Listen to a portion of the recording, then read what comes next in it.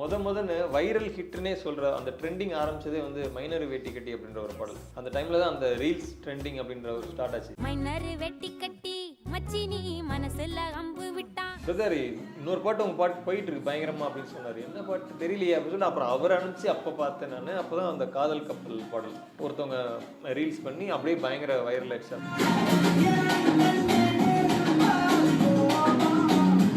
சொல்கிறப்ப அப்படி தான் அந்த 500 தாளை பார்த்து ஆட்டம் போடுறா, இவன் ஆஞ்ச மீனா குழம்புக்குள்ளே தாளம் போடுறா, செஞ்சு வச்ச ஆசையெல்லாம் தீக்க பார்க்குறா, இவன் நெஞ்சுக்குள்ளே ராணி ஆட்டம் உச்சி நோக்கிறா. அப்படி வா மச்சானே அந்த உட்காந்து ஒரு ½ முடிச்ச பாடல் தான் அந்த மாதிரி தான். ஆமாம் வா மச்சானே.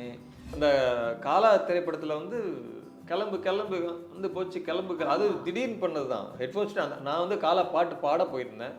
அந்த டைமில் அந்த கோரஸ் வந்து ஒன்று வரணும், அந்த கதவை திற காற்று வரட்டும் அந்த மாதிரி வரணும்னு நான் டக்குன்னு எனக்கு கவுண்டமணி சார் பேசின அந்த டைலாக் வச்சு இதில் வரலாம்னு சொல்லிட்டு அப்போ நான் தான் சொன்னேன் அந்த கிளம்பு கிளம்பு வந்து போச்சு கிளம்பு கிளம்பு அந்த இது நான் ஆன் ஸ்பாட்டில் பாடினது தான்.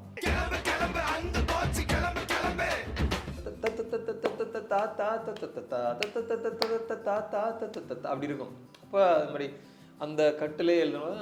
தட்டு தட்டு கட்டு மனசு தானாக வெடிக்க, முட்டை வெயில் கூட குளிராக அடிக்க, உச்சந்தலை ஏதி உசுரோட உருக்க, பச்சை இதயத்தை அவ பத்த வச்சு எரிக்க, வீரனே வீரனே ஓடிவா. அந்த பாடல் வந்து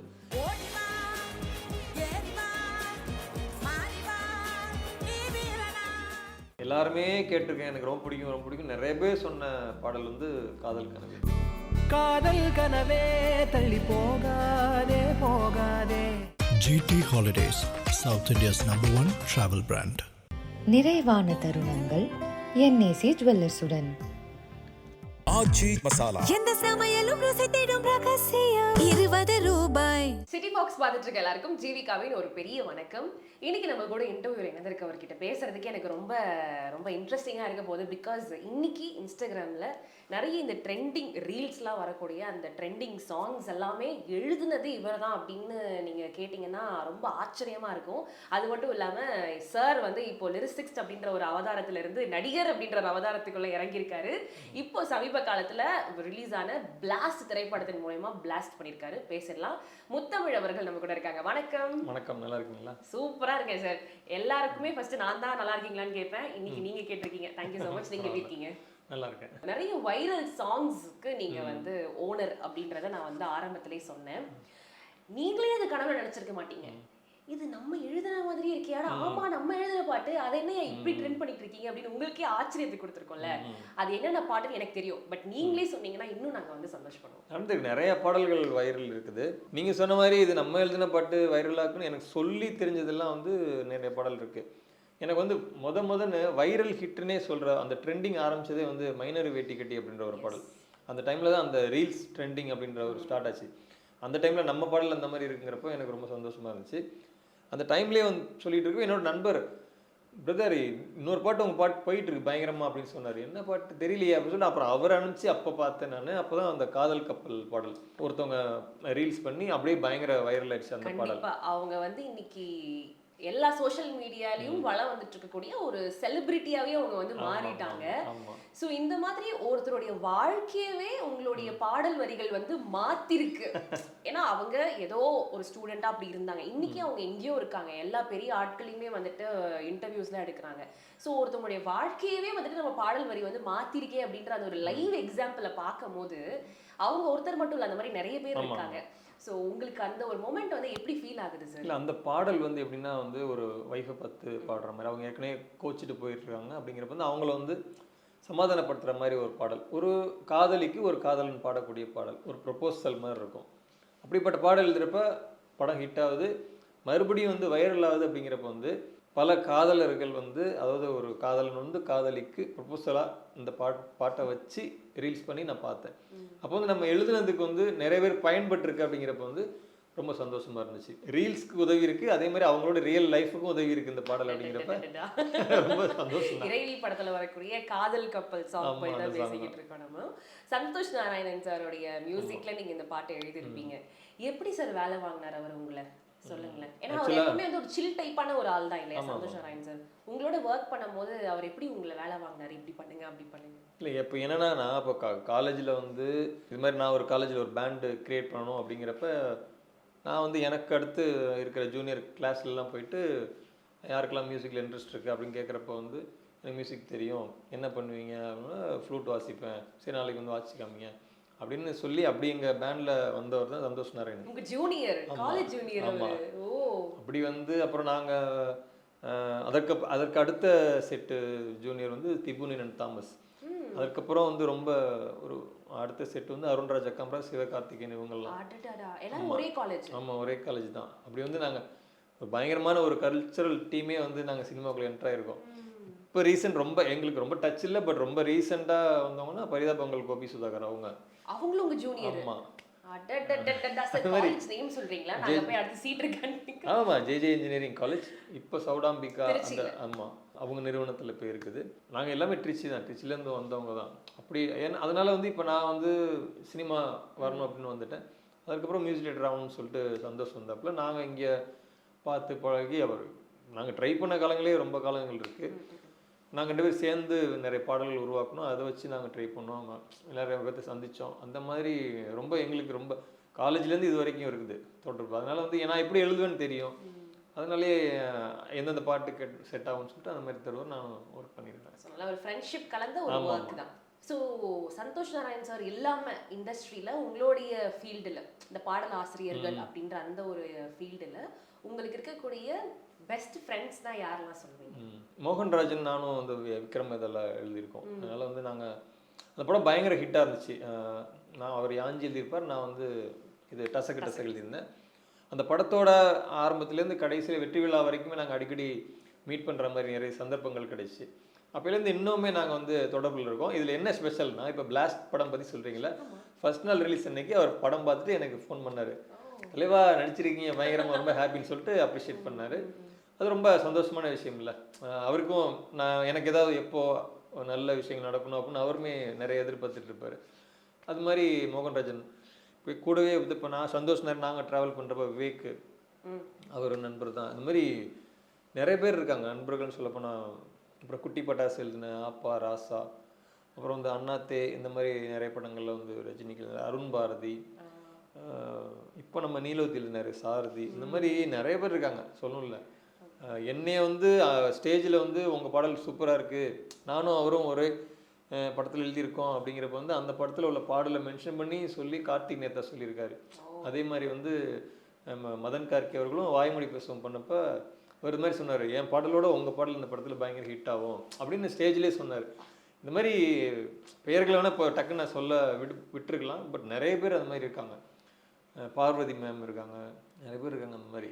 அது ரொம்ப அழகான விஷயம். நாங்கள் ஒரு குரூப்பாகவே அடிக்கடி மீட் பண்ணுவோம், நிறைய பேர் இருக்காங்க, லாவரதன் எக்கச்சக்க பேர் இருக்காங்க, மீட் பண்ணுவோம். ஆமாம் இருக்கும் பாடலாசிரியர்கள்லாம் டக்குன்னு, ஏன்னா எங்களுக்குள்ளே வந்து நாங்கள் எங்களுக்குள்ளே இருக்கிற இன்ப துன்பங்கள் பற்றி பேசிக்கொள்கிறது இல்லாதனால வந்து நிறைய பேர் இருக்காங்க. அண்ட் இந்த ஜென்ரேஷனுக்கு ஏற்ற மாதிரி லிரிசிஸ்டும் பாடலாசிரியர்களும் வந்துட்டு அப்டேட் ஆகுறீங்க. அதில் வந்து எப்படின்னா இந்த டசக்கு டசக்கு இந்த மாதிரியான இந்த எப்படி சொல்கிறது ஒரு கண்டினியூஷனான ஒரு வேர்ட்ஸ்லாம் வந்து யூஸ் பண்ணி எப்படி ஒரு அட்ராக்டிவான வேர்ட்ஸ்லாம் யூஸ் பண்ணி எங்களை வந்து ஈர்க்கிறீங்க உங்களோட டுவர்ட்ஸ் உங்களுடைய வரிகள். ஸோ அந்த மாதிரி நீங்கள் பயன்படுத்தின விஷயங்கள்லாம் என்னென்ன சார்? லைக் டசக்கு டசக்கு டசக்கு ஆல்ரெடி அது டீமாக ஒர்க் பண்ணது தான், நான் தான் பண்ணேன்னு சொல்ல முடியாது. அது மாதிரி தான் அப்போது டசக்குங்கிறது வந்து சவுண்டிங் ஒன்று இருக்குது. அதாவது எப்போதுமே வந்து நம்மளுக்கு வந்து பாட்டெல்லாம் கேட்பாங்க, நம்ம பாடலோட தமிழ் பாடலோட திடீர்னு வேற ஒரு மொழி பாடல் கேட்குறப்ப நல்லா இருக்க மாதிரி ஒரு தோணும். என்னை பொறுத்த வரைக்கும் அது ஏன் உங்களுக்கு பிடிக்குது அப்படின்னா, அது ஒரு இன்ஸ்ட்ருமெண்டல். அந்த மொழி உங்களுக்கு தெரியாமல் நீங்கள் பாட்டு கேட்டிங்கன்னா அது ஒரு இசைக்கருவி மூலமாக கேட்குற மாதிரி ஒரு ஒலி, ஏதோ ஒரு சம்திங் வேறு புரியாத ஒரு மொழி அப்படிங்கிறப்ப அது சவுண்டிங்கோட ரிலேட் ஆகுது. அந்த மாதிரி இசையை கேட்குறப்ப நார்மலாகவே நமக்கு பிடிக்கும். இன்ஸ்ட்ருமெண்டல் கேட்குறோம்னா எப்படி இருக்கும், அந்த மாதிரி தான் இந்த பாடல்கள் கேட்குறப்ப வரிகளே போட்டுக்கிட்டு இருந்தால், இப்போ ஜிம்முக்கு சிக்கான் சிக்கு ஜிம்முக்கு சிக்கான் அப்படின்னு ஒரு பாடல் இருக்கும். அது ஏன் அப்படின்னா வந்து அந்த மாதிரி ஒரு பாடலில் வந்து ஒரு தனித்துவமான ஒரு சவுண்டிங் வேணும். இன்ஸ்ட்ருமெண்ட்ஸில் பண்ணுவாங்க, பட் நம்ம வாய்ஸில் பண்ணுறப்போ சில விஷயங்கள் அது கொஞ்சம் டக்குன்னு ஈர்க்கப்படும். அதுக்காக தான் இந்த மாதிரி வேர்ட்ஸ், புரிந்த வேர்ட்ஸு, புரியாத வரிகள், இந்த மாதிரி இந்த ஹாரிஸ் ஜெயராஜ் சார்லாம் இப்போ இந்த உமகசியா அந்த மாதிரி வரிகள் எல்லாமே லாலா லாலா தானா எல்லாமே அப்படி தான். அந்த மாதிரி அதுவே செய்கிற போர் அடிக்கும். அப்போ வேறு பண்ணலாம் அப்படிங்கிறப்ப வந்து இந்த மாதிரி வரிகள் சவுண்டிங் பிறக்கிறோம். அதற்கப்புறம் வந்து புரிந்த வரிகள், புரியாத வரிகளும் இந்த மாதிரி எழுதக்கூடிய வரிகள். நான் வந்து பண்ணதில் அந்த இந்த டசக் சொல்லுவாங்க. நான் நிறைய அது மாதிரி யூஸ் பண்ண மாட்டேன். அப்புறம் வந்து அதாவது இது வரைக்கும் கேட்காத வரிகள் சொல்லலாம் அப்படின்னா இப்போ மைனர் வேட்டி கட்டியில் வந்து கைலி அந்த மாதிரிலாம் யூஸ் பண்ணியிருப்பேன். மைனர் வேட்டி கட்டியே யாரும் பெருசாக யூஸ் பண்ணல பாடல. அந்த மாதிரி கொஞ்சம் யாரும் யூஸ் பண்ணாத வேர்ட்ஸ் பண்ணுறப்ப கொஞ்சம் தனித்துவமாக தெரியும். அதுக்காக பண்ணுறது தான். இந்த மாதிரி யாருமே பெருசா பயன்பாட்டுல இல்லாத வார்த்தைகள்லாம் நீங்க தேடி எடுத்து எழுதுறீங்க இல்லையா? அதை ரிசர்ச் பண்ணி எங்கேயாவது இருந்து எடுத்து எழுதுவீங்களா, இல்ல முழுக்க முழுக்க நீங்க வந்து உட்காந்து யோசிப்பீங்களா? ஒரு பாட்டு எழுதுறது தனிமையில உட்காந்து யோசிப்பீங்களா? எப்படி அது பண்ணுவாங்க. அது ஆக்சுவலாக பண்ணலாம். இப்போ நம்ம வந்து இது வரைக்கும் நம்ம யூஸ் பண்ணாத வரிகள்லாம் எடுத்து வச்சுக்கிறதும் பண்ணலாம். எடுத்து வச்சுக்கிட்டு நம்மளுக்கு கிடைக்கக்கூடிய தருணங்களில் யூஸ் பண்ணலாம். பட் நமக்கு எந்த மாதிரி பாடல் கிடைக்கும், எப்போ எப்படி கிடைக்கும், எந்த சுச்சுவேஷன் கிடைக்கும், எந்த மாதிரி தருணத்தில் எழுதுவோம் நமக்கே தெரியாது. என்னையை பொறுத்த வரைக்கும் நான்லாம் வந்து நிறைய பாடல்கள் வந்து எப்படின்னா வந்து நாளைக்குள்ளே எழுதினுங்க எப்படியாவது கொடுங்க அந்த மாதிரி அவசரமாக தான் ஒர்க் பண்ணியிருக்கேன். நிறையா ½ அன் ஹவரில் முடிக்கணும், இல்லை 1 ஹவரில் முடிக்கணும், இல்லைங்க ரொம்ப அர்ஜென்ட் இந்த மாதிரி பண்ணுறப்போ அந்த நேரம் எவ்வளோ இருக்கோ அதுக்குள்ளே அந்த பாடல் பற்றி அந்த டைரக்டர் என்ன சொல்கிறாரு, மியூசிக் டைரக்டர் என்ன சொல்கிறாரு, அவங்க அதுக்குள்ளே நம்ம யோசிச்சு அந்த டியூனுக்குள்ளே என்ன ஃபிட் ஆகும், அந்த சுச்சுவேஷன் என்ன கேட்குது, அதுக்குள்ளே என்ன நமக்கு அப்போதைக்கு தோணுன வரிகள் அப்படி தான் நாங்கள் எழுதுறது. மற்றபடி நம்ம யோசிச்சுட்டுலாம் இருக்கிறதுக்கு டைம் கிடையாது. அப்படி நீங்க மிக விரைவா எழுதி கொடுத்த ஒரு பாடல் வரிகள்னா எந்த பாட்டுக்கு எழுதுனீங்க? ரொம்ப இதுதான் என்னுடைய ரெக்கார்ட் ஃபாஸ்டா நான் எழுதுனது நீங்க சொன்ன அந்த ஒரு ½ அன் ஹவரோ 1 ஹவர் அந்த மாதிரி ஒரு டைம் டியூரேஷன். அது அப்படிதான். அதாவது நம்ம எழுதணும்னா வந்து எழுதிட்டே இருக்கலாம், எவ்வளோ நேரம் எழுதிட்டு இருக்கலாம். இப்போ கேட்பாங்க எவ்வளோ நேரத்தில் எழுதிங்க அப்படின்னா நீங்கள் ஒத்துக்கிற வரைக்கும் அப்படின்னு சொல்லலாம். அவ்வளோதான், ஒரே வாரத்தில் முடிச்சிடலாம். இப்போ என்னென்னா இப்போது இறுதி சுற்றில் அந்த பாடல் வந்து இப்போ நாளைக்கு திங்கக்கிழமை ஷூட் போகணும் அப்படின்னு சொல்கிறப்ப சண்டே வந்து ஈவினிங் அந்த மாதிரி சொன்னாங்க. அது மாதிரி வந்து ma'am Sudha Kunguram ma'am, music director Santhosh, அப்புறம் சசிகாந்த் அவங்களாம் இருந்தாங்க ப்ரொடியூசர். இப்போ அவங்க சொன்னாங்க இந்த மாதிரி ஒரு மீன் வைக்கிற பொண்ணு ரொம்ப சண்டை போடுவாங்க, பாக்ஸிங் இந்த மாதிரி விஷயங்கள்லாம் சொல்கிறாங்க. எல்லோரும் ஃபீஸ் கொடுத்து தான் கற்றுப்பாங்க. பட் இவங்களுக்கு வந்து ஃபீஸ் கொடுத்து கற்றுக்க வாங்கன்னு கூப்பிடுவார் மாஸ்டர். அப்படிங்கிறப்ப சரி ஓகே என்ன அப்படின்னு சொல்கிறப்ப தான் அப்படி தான் அந்த 500 தாளை பார்த்து ஆட்டம் போடுறா, இவள் ஆஞ்ச மீனா குழம்புக்குள்ளே தாளம் போடுறா, செஞ்சு வச்ச ஆசையெல்லாம் தீர்க்க பார்க்குறா, இவன் நெஞ்சுக்குள்ளே ராணி ஆட்டம் உச்சி நோக்கிறா, அப்படி வா மச்சானே அந்த வாய்ப்பே எல்லாம் வச்சுட்டு வா குத்து, இதெல்லாம் வந்து அவங்க நாக் அவுட் அந்த மாதிரி விஷயங்கள் சொல்கிறப்ப அதுதான் நாங்கள் அப்படியே மேக்ஸிமம் வந்து என்னோடய பாடல்கள் வந்து எப்படின்னா இந்த சுச்சுவேஷனில் இருக்கணும் அப்படின்னு நினச்சி தான் எழுதுவேன். அந்த படத்துக்கு உண்டான பாடலாக இருக்கணும் அப்படின்ற மாதிரி அப்படி தான் அந்த பாட்டு அப்படி தான் உட்காந்து ஒரு ½ அன் ஹவரில் முடித்த பாடல் தான் அந்த மாதிரி தான். ஆமாம் வா மச்சானே. அப்புறம் இது தீக்குச்சி பட்டாசெல்லாம் வந்து ஜிகர்தண்டா 2ல் வந்து நாங்கள் வந்து கார்த்திக் சுப்ராஜ் சந்தோஷ் இவங்க சொல்லிட்டாங்க ஒரு கேங்ஸ்டர் பாடல் மாதிரி. கேங்ஸ்டர் பாடல் மாதிரி வந்து அப்போ வந்து உதாரணத்துக்கு கொடுத்த பாடல் வந்து ஆட்டமா தேரோட்டமா. ஆமாம் அந்த மாதிரி. அப்படிங்கிறப்ப ஒரு ஃபீமேல் வந்து இருக்கிற மாதிரி பட் மேல் பாடுற மாதிரி அப்படி எழுதிட்டோம். அப்புறம் வந்து இல்லை ஓரளவுக்கு முடிவு பண்ணி ஷூட்டு இன்னைக்கு தான் ஷூட்டு அப்படின்னா காலையில் வரைக்கும் நாங்கள் பேசிக்கிட்டு இருக்கோம். 1 மணிக்கு ஷூட்டு அப்படிங்கிறப்போ 1 மணிக்கு 2 மணிக்கு ஷூட்டுன்னு நினைக்கிறேன். அந்த டைமில் சொல்கிறப்ப காலைல பேசிகிட்டு இருக்கோம், ஒரு 10-12 மணிக்கிட்ட பேசிகிட்டு இருக்கோம். இது கொஞ்சம் ஃபீமேல் அதிகமாக இருக்குது, மேல் இது பண்ணுற மாதிரி கேங்ஸ்டராக தான் இருக்கணும் அப்படின்னா சரி இப்போ என்ன பண்ணுறதுன்னு தெரில. சரி சந்தோஷ் கொஞ்சம் ஃப்ரீயாக அப்படின்னு சொல்லிட்டு அப்புறம் ஒரு 20 மினிட்ஸ் இருக்கும். அதுக்குள்ளே கடக்குன்னு அதில் உள்ள மேல்லாம் எடுத்துகிட்டு ஃபீமேல்லாம் எடுத்துகிட்டு மேல் மட்டும் பாடுற மாதிரி ஒரு தத்துவ பாடல் மாதிரி. என்னென்னா இப்போ சந்தோஷ்க்கு வந்து அதே சவுண்டிங் அதே வேர்ட்ஸும் வேணும் அப்படின்னு எல்லாம் ஃபிக்ஸ் பண்ணிட்டோம். பட் அந்த வேர்ட்ஸே இருக்கணும், பட் ஒரு பெண்ணை பார்த்து பாடுற மாதிரி இல்லாமல் ஒரு தத்துவமாக வேறு மாதிரி மாற்றி அந்த பாடல் அப்படி தான் கொடுத்தோம். அதை கார்த்திக் சுப்ராஜ் வந்து ஃபங்க்ஷன் சக்ஸஸ் மீட் எல்லாத்துலேயுமே சொன்னார் அந்த மாதிரி 20 மினிட்ஸில் எழுதி கொடுத்தாரு அப்படின்னு. சார் நீங்கள் ஏதாவது கின்னஸ் வேர்ல்ட் ரெக்கார்டுக்கு ட்ரை பண்ணுறீங்களா? சீக்கிரமாக பண்ணுங்க சார். இல்லை இது எல்லாருக்கும் நடக்கிறது தான். இப்போ ரீசெண்டாக கூட நான் வந்து ரொம்ப தெரிஞ்ச நம்ம இமான் சார் தான் கேட்டிருந்தாரு. ஒரு படத்துக்கு வந்து பாடல் முடிச்சிட்டோம், ரெக்கார்டிங் பண்ணியாச்சு. பட் இடையில ஒரு சின்ன ஒரு பிட் கோரஸ் வேணும்னு சொல்லிட்டு நான் வேற ஒரு நிகழ்ச்சியில் இருந்தேன். அப்போ வந்து நான் வந்து ஸ்டேஜில் இருக்கிறேன். அப்போ அவர் சொன்னார் இந்த மாதிரி ஸ்டேஜ் ஏற போகிறப்ப சொல்கிறாரு, நாங்கள்லாம் குழுவை பேசிகிட்டே இருக்கிறோம். நான் ஸ்டேஜில் அவங்க பேசிட்டே அந்த பின்னாடி திரும்பி அப்படியே டைப் பண்ணி அப்படி தான் அனுப்பிச்சி விட்டேன். அது வந்து நடக்கும். ஒரு சின்ன பீட் எழுதணும் அப்படிங்கிறப்ப வந்து அதெல்லாம் வந்து எல்லாருக்கும் எப்படி வேணாலும் நடக்கும். அப்புறம் காலா படத்தில் வந்து நான் வந்து பாடிக்கிட்டு ஹெட்ஃபோன் போட்டு பாடிக்கிட்டு இருந்தோம். சந்தோஷ் சொன்னார், இந்த லைன் போல நீங்கள் வேறு ஏதாவது சொல்லுங்களேன் அப்படின்னு சொல்லிட்டு டக்குன்னு வச்சு அப்படியே பண்ணது தான். ஆன் ஸ்பாட்டில் கூட நடக்கும். இது வந்து பெரிய விஷயம் இல்லை. சார் நீங்க சொல்றீங்க பெரிய விஷயம் இல்லைன்னு, பட் அது வெளி வந்து நாங்க அதை கொண்டாடுற விதம் நாங்க யோசிப்போம், பா ராத்திரி பகலா பல நாள் ஸ்பெண்ட் பண்ணி ஒரு இந்த பாட்டை எழுதிருப்பாருன்னு. ஆனா 20 நிமிஷம் ஒரு கடின உழைப்புல இந்த பாட்டு வெளியில வந்து இவ்ளோ சக்சஸ் கொடுக்குது, நம்மளுக்கு இவ்ளோ பிடிக்குதுன்னா அப்ப அந்த ஒரு ஆர்டிஸ்டோடைய ஒரு கலைஞருடைய திறமையை வந்துட்டு நாங்க வந்து வியக்க வைக்கிற மாதிரி இருக்கு சார் கேட்கறதுக்கு. எங்களுக்கு அது வியப்பா இருக்கு. சந்தோஷம். அந்த காலா திரைப்படத்தில் வந்து கிளம்பு கிளம்பு வந்து போச்சு கிளம்பு, அது திடீர்னு பண்ணது தான். ஹெட்ஃபோன்ஸ் நான் வந்து காலா பாட்டு பாட போயிருந்தேன். அந்த டைமில் அந்த கோரஸ் வந்து ஒன்று வரணும், அந்த கதவை திற காற்று வரட்டும் அந்த மாதிரி வரணும்னு நான் டக்குன்னு எனக்கு கவுண்டமணி சார் பேசின அந்த டைலாக் வச்சு இதில் வரலாம்னு சொல்லிட்டு அப்போ நான் தான் சொன்னேன், அந்த கிளம்பு கிளம்பு வந்து போச்சு கிளம்பு கிளம்பு அந்த இது நான் ஆன் ஸ்பாட்டில் பாடினது தான். அப்படி தான் திடீர்னு அது நடக்கும். ராஜா சாரோடைய 83rd birthday, 83 years of Raja sir சொல்லிட்டு சமீப காலத்துல எல்லாருமே வேர்ல்டு வைடு வந்து கொண்டாடி இருந்தோம். ராஜா சார் கூட நீங்க பர்சனலா ஒர்க்கும் பண்ணியிருக்கீங்க. ஸோ அந்த ஒரு எக்ஸ்பீரியன்ஸ் பத்தி சொல்லுங்க. அவரோட நான் 2 படங்கள் ஒர்க் பண்ணியிருக்கேன். எப்படின்னா எஸ்ஏசி சாரோட, அவர் தான் இயக்குனர். அப்போ வந்து டூரிங் டாக்கீஸ் அப்படின்ற ஒரு படத்தில் ஒர்க் பண்ணேன். அந்த படத்தோட ப்ரொமோஷனல் சாங் எழுதினேன். டூரிங் டாக்கீஸ் போகலாம் அப்படின்ற மாதிரி ஒரு படம். அதுக்கப்புறம் வந்து இப்போ கஸ்டடி அப்படின்ற ஒரு திரைப்படம், வெங்கட் பிரபு அவரோட படம். அதாவது இளையராஜா அண்டு யுவன் காம்போ. அதில் வந்து டியூன் வந்து இளையராஜா சார், பேக்ரவுண்ட் வந்து யுவன் சார். அப்படி இருக்கிறப்ப அவரோட டியூனை வந்து எனக்கு வாட்ஸ்அப்பில் கேட்குற ஒரு, அதாவது ஒருவேளை வாலி சார் கூட அந்த மாதிரி கிடச்சிருக்கு மாதிரி, ஏன்னா அப்போ வாட்ஸ்அப் இல்லை, அதனால் வந்து நமக்கு கிடச்சிருக்கு அப்படின்னு சொல்லிட்டு இளையராஜா அவர்களோட டியூன் வந்து நான் வாட்ஸ்அப்பில் கேட்டு அந்த டியூனுக்கு எழுதின அனுபவம் இருக்குது எனக்கு. அதனால் வந்து அந்த டியூன் இன்னும் நான் அப்படியே பத்திரமா வச்சுருக்கேன், அப்படியே ஃபோனில் சொல்கிறேன். அது லைவாக இருக்கும், அப்படியே ஹார்மோனி வாசிச்சுட்டு அந்த டியூனுக்கு எழுதின ஒரு எக்ஸ்பீரியன்ஸ் இருக்குது. அதான் இளையராஜா சார் நம்ம வந்து பார்ப்போமா, பார்க்க முடியுமா அப்படின்ற மாதிரிலாம் இருக்குது. இளையராஜா சாரோட்ட வந்து நான் மியூசிக்கில் இருந்தனால போய் பாடிட முடியுமா, முடியாதோ அப்படின்ற மாதிரி. ஒரு இன்ஸ்ட்ருமெண்ட்லிஸ்ட்டாக போக முடியுமா, முடியாது, பயங்கர கஷ்டம். அப்படிங்கிறப்ப வந்து ஒரு நான் பாடலாசிரியர் ஆயிருக்குமே, எப்படி சம்மந்தம் இல்லாமல் நம்ம வேறு நினச்சிட்டு வந்தோம், இப்போ பாடலாசிரியர் ஆயிருக்கட்டுமே அப்படின்றப்போ வந்து எனக்கு வந்து ஒரு முழுமையை கொடுத்தது இந்த ஒரு இது. அவருக்கு எழுதிட்டோம் அப்படிங்கிறது வந்து எனக்கு பாடலாசிரியர் ஆகிட்டோம் அப்படிங்கிற ஒரு முழுமை கொடுக்கும்ல, நிறைவு, பரவாயில்ல ஒத்துக்கலாம் அப்படின்ற மாதிரி ஒன்று கொடுக்கும்ல, அது வந்து கிடச்சி அவர்கிட்ட நான் எழுதுறப்போ. இதுதான் எனக்கு ரொம்ப அவர்கிட்ட கிடைச்ச அனுபவம்.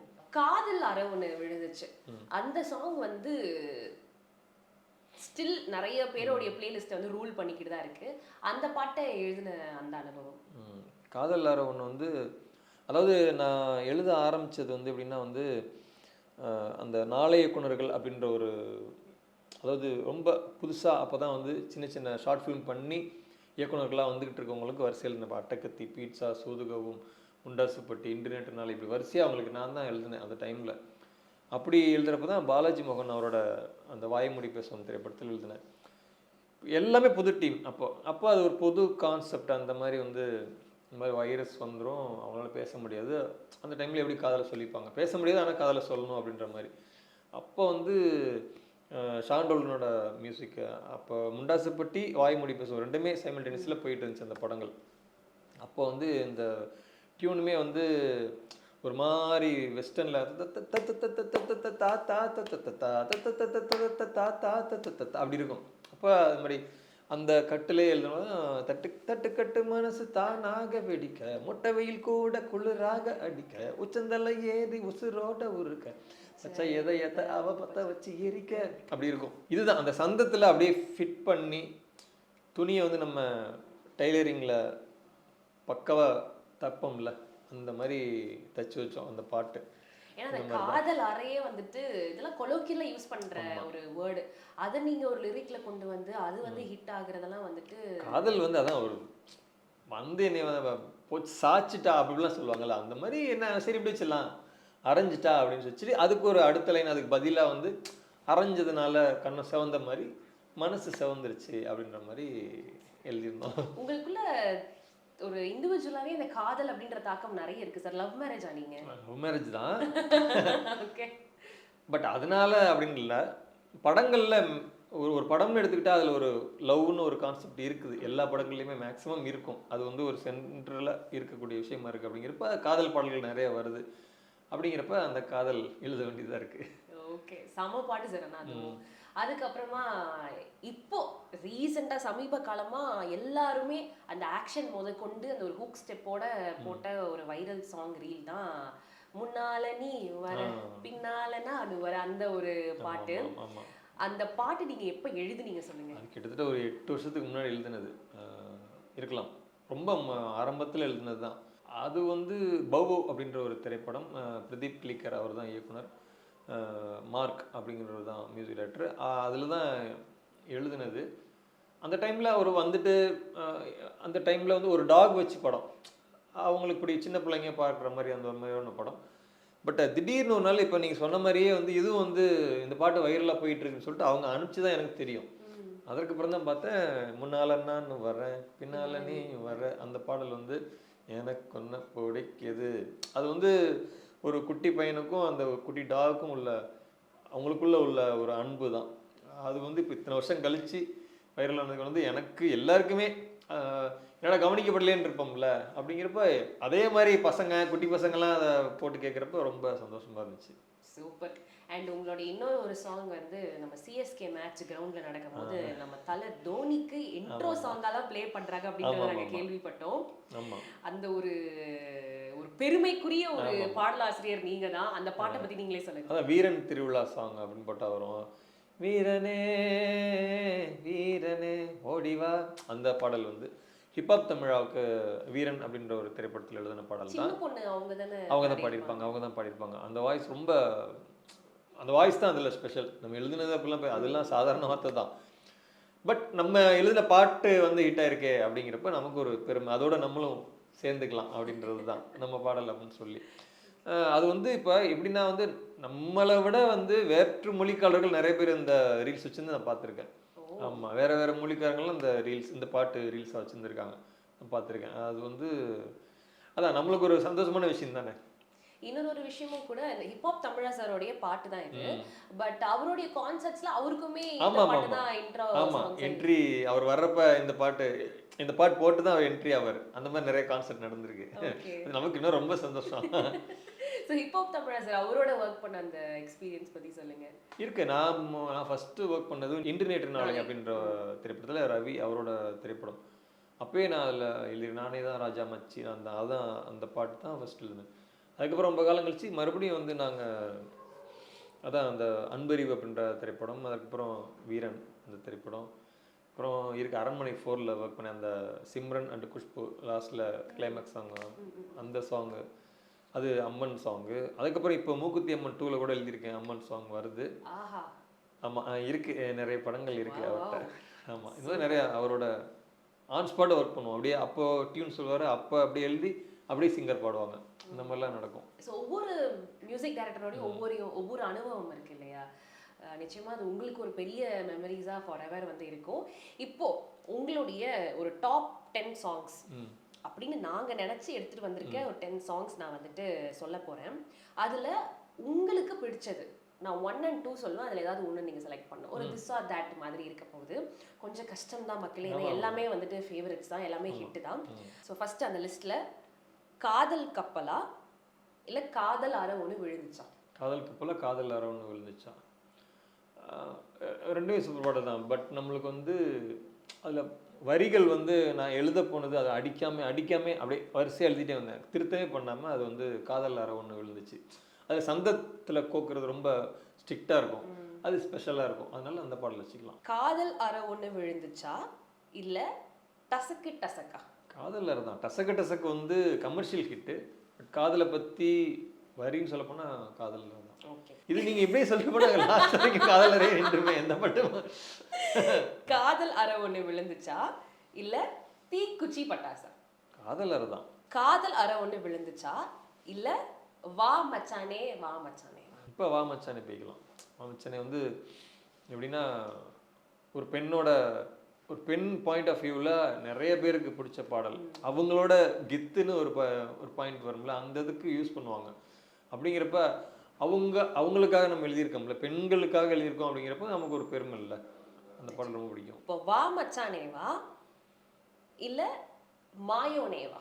மாயோனே எனக்கு ரொம்ப பிடிச்ச பாடல். மாயோனே இமான் அதான் அது வேற ஜான்ரே, இது வேற ஜான்ரே, பட் தாண்டி வருவோம். சும்மா விளையாட்டு, நீங்கள் தானே விளையாட்டாக்காக தானே கேட்குறீங்க, நானும் விளையாட்டை தாண்டி வரேன். மாயோனே. மாயோனே. ஓகே. மாயோனேவா கண்ணம்மா கண்ணம்மாவா? மாயோனே. கண்ணம்மா கண்ணம்மா வந்து ஒரு சுச்சுவேஷனை சொல்கிற மாதிரி இருக்கும். மாயோனே வந்து நான் வந்து இமான் சார் ரொம்ப நாளாக ஒர்க் பண்ணணும்னு நினச்சி, அந்த இளையராஜா சார் காலங்களில் உள்ள பாடல் மாதிரி இருக்கும். அந்த மாதிரி ஒரு பாடல், அது வந்து எப்பயாவது அமையும் அந்த மாதிரி ஒரு பாடல். அந்த மாதிரி அமைஞ்ச ஒரு பாடல் தான் மாயோனே. மாயோனே. இப்போ மாயோனேவா இல்ல மைனர் வேட்டி கட்டியா? அது வேற மாதிரியான பாடல். மைனர் வெட்டிக்கிட்டு ரொம்ப சூப்பரான பாடல். அது எப்படி சொல்ல முடியாதே, பயங்கரமான பாடல் ஆச்சு அது. மைனர் வெட்டிக்கிட்டு எனக்கு ரொம்ப ரீச் கொடுத்த பாடல். மெலடின்னு சொல்ல போனா மாயோனே. ஸோ மாயோனே தான் நம்ம நிற்கிறோம். ஆமாம். ஓகே. இப்போ லாஸ்ட் சார், இது வந்து ரொம்ப ஒரு டஃபஸ்ட் சிச்சுவேஷன் உங்களுக்கு இருக்க போது. I am really sorry for that. காதல் கனவு கேட்க போறீங்க? எக்ஸாக்ட்லி. மாயோனேவா காதல் கனவேவா? எனக்கு ரொம்ப பிடிச்ச பாடல்னா இதில் ரெண்டுக்கும் இருக்கிற வித்தியாசம்னா ரொம்ப மெல்லிசையாக வேற ஒரு சம்மந்தப்பட்ட பாடல், எரோட்டிக் மாதிரி போகிற பாடல் தான் இது மாயோனே. இதில் வந்து பக்கா காதல் ப்ளசண்ட்டாக இருக்கும், ஒரு தத்துவமாக ஒரு அப்படி ரசிக்கிற மாதிரி இருக்கும். இதில் இது வேறுபடுத்தவே முடியாது. பட் எனக்கு வந்து ரொம்ப ரீச் கொடுத்த பாடல் அப்படிங்கிறதுனால காதல் கனவை சொல்லிக்கிறேன். Yes, Kadhal Kanave is the winner. So முண்டாசு பட்டியில ஹோல் பிளேலிஸ்ட்டுமே வந்து நீங்க தான் ரூலிங், நீங்க தான் வந்து ரூலிங் பார்ட்டி. ஸோ காதல் கனவே அந்த பாட்டு உங்களுக்கு கொடுத்த அந்த ஒரு வரவேற்பை பற்றி சொல்லுங்க. அண்ட் கடைசியாக ஒரே ஒரு கேள்வி, நீங்கள் ஸ்பாட்டிஃபைல இல்லைனா ஏதாவது ஒரு மியூசிக் ஆப்பில் அடிக்கடி லூப் மோடு எனக்குள்ள ஓடிக்கிட்டே இருக்கும் இந்த பாட்டு அப்படின்னா நீங்கள் கேட்குற பாடல் என்ன? இதுதான் காதல் கனவே தான். எனக்கு ரொம்ப நிறையா எல்லாருமே கேட்டிருக்கேன், எனக்கு ரொம்ப பிடிக்கும் நிறைய பேர் சொன்ன பாடல் வந்து காதல் கனவே. இந்த உருவத்தை நிழலா பிடிச்சி. ஆமாம், இப்போ என்னோட உருவத்தை பிடிக்கிறது இல்லை கேமரா, அந்த மாதிரி தான். உருவத்தை நிழலா பிடிச்சேன், உறவாக கனவுல படிச்சேன், உனக்காக நெசமா துடிச்சேன், மயிலே. இவ்வளவு சூப்பரா எழுதியிருக்கேன். நானா இது எழுதுனேன் அப்படின்னு நீங்களே வந்து அந்த மயிலே அப்படின்றதெல்லாம் வந்து இந்த கொங்கு நாட்டுல யூஸ் பண்ற அந்த ஒரு ஸ்லாங் சார். மயிலு அப்படின்லாம் அங்கதான் வந்து பேசுவாங்க. ஸோ அந்த ஒரு கியூட்னஸையுமே வந்து நீங்க வரிகள்ல கொண்டு வந்துட்டீங்க. நான் படிச்சது அந்த வரிகள்லாம் வந்து ஏற்கனவே நம்ம கேட்டிருக்கோம்ல பாடல்கள். எனக்கு குருன்னு சொல்ல போனாலே நம்ம இதுக்கு முன்னாடி கேட்ட திரைப்பட பாடல்கள் தான். அதுலேருந்து கேட்டு அதே மாதிரி நம்ம எழுதணும் அப்படின்னு சொல்லி அப்படி வந்த அதுதான் மயில்லாம். அப்படிதான் மயிலே. அதில் இப்போ